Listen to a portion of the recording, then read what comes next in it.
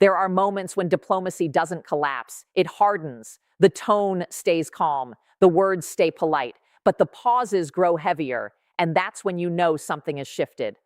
Right now, nuclear talks with Iran aren't just stalling, they're calcifying. Tehran is no longer treating uranium enrichment as leverage. It's calling it a permanent right, a red line, a symbol of sovereignty that will not be surrendered, even under threat of war. After negotiations in Oman broke down, the messaging changed, not louder, sharper.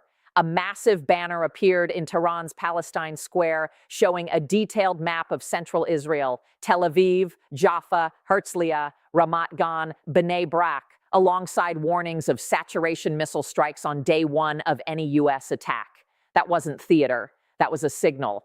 When Iran's foreign minister was asked about America's demand for zero enrichment, he didn't argue. He laughed. Then he called Iran's real atomic bomb its ability to say no. That single moment set off alarms across Western intelligence circles. Because this isn't about centrifuges anymore. It's about hierarchy, about whether Iran accepts limits imposed from outside or prepares to defy them entirely. Washington is responding on two tracks. Public diplomacy continues.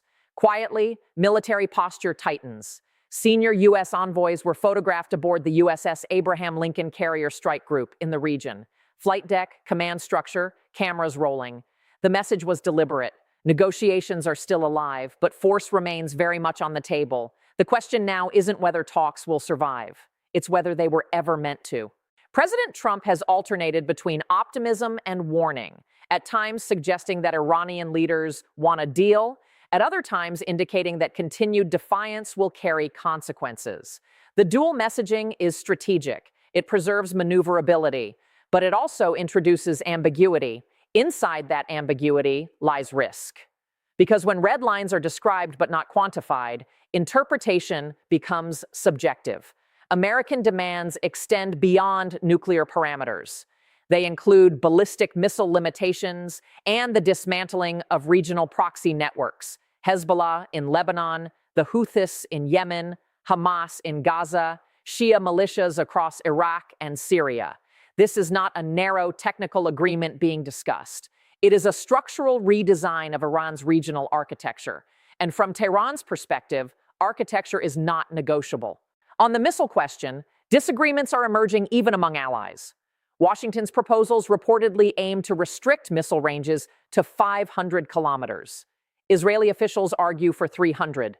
The difference is not mathematical, it is geographic. A 500-kilometer ceiling still places major Israeli population centers within reach. A 300-kilometer limit does not. These numbers seem technical until you connect the sequence. Range defines deterrence. Deterrence defines posture. Posture defines survival calculations. Before recent escalations, Iran was assessed to possess roughly 2,000 ballistic missiles.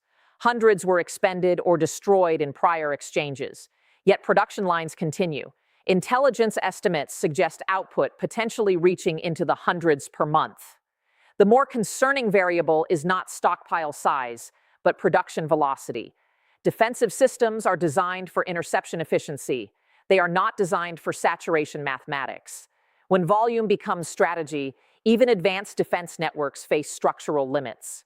Israeli doctrine has long acknowledged that interception alone cannot guarantee security. Offensive capacity to strike launch infrastructure preemptively remains embedded in its planning assumptions. But this is where complexity deepens. Preemption carries escalation. Escalation carries economic shock. Oil infrastructure, the Strait of Hormuz, global supply chains. The United States enters an election cycle with fragile energy markets. No decision exists in isolation. Meanwhile, Prime Minister Benjamin Netanyahu is traveling to Washington with an unusually large military delegation. Officially, the focus is negotiation parameters. Privately, analysts speculate that frameworks for coordinated contingency planning may also be under discussion. The convergence of Israeli and American senior defense officials in the same window of time is unlikely to be accidental. Simultaneously, senior Saudi military representatives are scheduled in Washington. No official linkage is acknowledged, but proximity suggests alignment. Inside Iran, unrest simmers beneath surface unity. Reports of localized protests continue. Anti-regime slogans appear briefly before removal, symbols dismantled overnight. The supreme leader rarely appears publicly, spending increasing time in protected environments. Speculation regarding health circulates, though never officially addressed. Regimes facing external pressure and internal uncertainty often prioritize time. And it seems insignificant until you connect the sequence. Each week without confrontation allows further dispersal of assets. Launchers moved, infrastructure buried deeper, capabilities fragmented to ensure survivability. In Gaza, Israeli forces maintain operational control over more than half the territory. Tactical engagements along demarcation lines have become routine. Hamas attempts to reconstitute capability through unconventional methods, smuggling components, recovering unexploded ordnance for improvised devices. Financial channels remain active. Aid convoys enter daily. Consumption estimates suggest excess volume. Taxation mechanisms capture a percentage of each shipment. Quiet revenue streams sustaining latent capacity. It is not always the visible battlefield that determines durability. Often it is logistics. Hezbollah in Lebanon signals recalibration, internal restructuring, centralization of authority, adjustments in public posture. The organization attempts to reduce international friction while preserving core capability. Appear less militant, more political. The transformation is cosmetic on the surface, structural underneath. Power shifts from religious figures to administrative bodies. Messaging consolidated. Sensitive liaison roles reassigned. It suggests adaptation rather than retreat. Across the region, actors are adjusting without declaring adjustment. Turkey engages Hamas leadership. Qatar maintains mediation channels. Egypt balances border stability with political leverage. Each move is incremental. None is dramatic. But collectively, they reshape the geometry. The question now circulating quietly in strategic circles is not whether negotiations succeed. It is whether negotiations are serving as delay. Delay for whom? Delay for what? From Israel's vantage point, any agreement that leaves missile infrastructure intact merely postpones confrontation. From Washington's perspective, meaningful concessions must be extracted without igniting regional war. From Tehran's standpoint, time equals fortification. And this is where the structure begins to show strain. Diplomatic language remains measured. Military readiness remains elevated. Production lines remain active. Proxy networks remain adaptive. Internal unrest remains contained but unresolved. Multiple systems operating in parallel, each preparing for divergent outcomes. At this point, the system usually reveals its limits, not through declaration, through convergence. The meetings in Washington may define that convergence, or they may simply precede it. The convergence point is not located in public speeches. It sits inside the sequencing of decisions that appear unrelated until mapped together. The negotiations were never solely about centrifuges. They were about compression. The United States structured its demands in layers: zero enrichment capability, removal of stockpiles, restrictions on ballistic missile range, and termination of proxy financing. Each layer interacts with the others. Accepting one while rejecting another reshapes the entire deterrence balance. Tehran understands this. That is why its resistance is not loud, it is systematic. The enrichment question functions as an anchor. If Iran agrees to zero enrichment, it concedes not only technical capacity, but symbolic autonomy. That concession would reverberate internally, weakening the ideological architecture that frames resistance as legitimacy. Therefore, the regime reframes enrichment as sovereignty. This is not posturing. It is internal stabilization logic. By elevating enrichment to identity, compromise becomes existential. Meanwhile, missile production continues not because immediate war is desired, but because time alters cost-benefit calculations. Intelligence suggests distributed manufacturing sites, mobile launch platforms, and increasing use of underground hardened facilities. The aim is survivability under first strike conditions. Once survivability crosses a certain threshold, deterrence shifts. The opponent must assume that even a large-scale preemptive strike cannot eliminate retaliatory capability. That assumption narrows military options. This is why range limits matter less than production tempo. A ceiling of 500 kilometers versus 300 is debated publicly. Quietly, planners model saturation scenarios. Interception systems are calibrated around probability. When projectile volume exceeds intercept capacity per minute, the system transitions from defense to damage management. That threshold is mathematical, not political. And mathematics does not negotiate. The proxy network operates under similar logic. Hezbollah's restructuring is not demobilization. It is insulation. Centralizing command, refining public messaging, presenting a political facade, these moves reduce immediate provocation while preserving latent capability. In Gaza, Hamas sustains itself through taxation structures embedded within aid flows. 600 trucks entering daily, while actual consumption requires significantly fewer, creates surplus circulation. A 15% levy across high-value shipments generates predictable liquidity.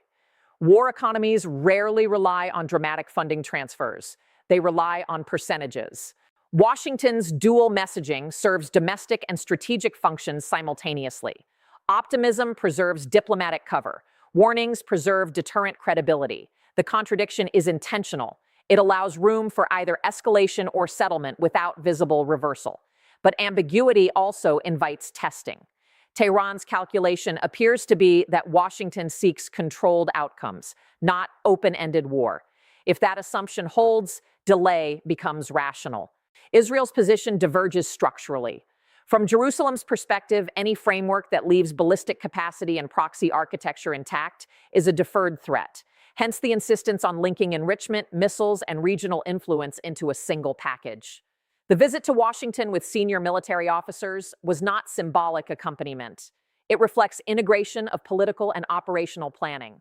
Contingency models require synchronized intelligence, air corridor coordination, and post-strike containment mechanisms. These are not improvised within days. Regional actors adjust accordingly. Saudi military officials in Washington during the same period suggest parallel consultations. Oil infrastructure vulnerability, maritime routes through the Strait of Hormuz, and retaliatory drone capabilities must be integrated into any scenario planning. Even limited strikes risk triggering energy market volatility. An election year in the United States amplifies sensitivity to oil price spikes. Tehran is aware of this constraint. Internally, the Iranian regime appears to be distributing risk. Assets are dispersed. Critical facilities reinforced underground, command nodes fragmented to ensure continuity under attack. This is not preparation for imminent launch. It is preparation for survival. Survival in the regime's calculus constitutes victory if confrontation occurs. If an attack fails to decisively dismantle capacity, the narrative of resilience strengthens domestically and regionally. In Gaza and Lebanon, the shift toward lower-profile operational patterns reduces the justification threshold for large-scale Israeli offensives. Hezbollah signaling recalibration while preserving arsenal depth creates strategic ambiguity. Hamas, engaging in mediated frameworks without disarmament, retains optionality. The objective is not peace. It is preservation under altered optics. The United States faces structural constraints beyond military feasibility. A short, contained strike requires precise intelligence, rapid execution, and credible deterrence against escalation by multiple actors simultaneously. Iran could activate regional proxies. Maritime harassment in the Gulf could disrupt shipping lanes. Even limited missile exchanges could produce symbolic breakthroughs in Israeli defenses, altering psychological equilibrium. None of these scenarios guarantee catastrophic outcomes, but they introduce uncontrollable variables. Therefore, negotiations may function as parallel processes rather than alternatives to force. Diplomatic engagement buys time for positioning. Military positioning strengthens leverage at the negotiating table. The risk emerges when both tracks accelerate simultaneously. If one side interprets positioning as preparation rather than leverage, preemption logic activates. The deeper instability lies in the absence of synchronized expectations. Washington seeks concessions without systemic collapse. Israel seeks structural dismantlement of threat vectors. Tehran seeks time to entrench survivability while avoiding decisive confrontation. These objectives intersect but do not align. When objectives intersect without alignment, miscalculation probability increases. The system now operates at elevated readiness across multiple theaters. Carrier groups deployed, missile inventories rebuilding, proxy networks reorganizing, internal dissent simmering but contained, Energy markets attentive, diplomatic language careful. Each actor assumes the others prefer avoidance of full-scale war. That assumption is the fragile component. At this stage, escalation does not require intent. It requires compression, a misread signal, a strike interpreted as prelude rather than message, a production facility assessed as crossing an unspoken threshold. The architecture is dense enough that reaction times shorten as capabilities expand.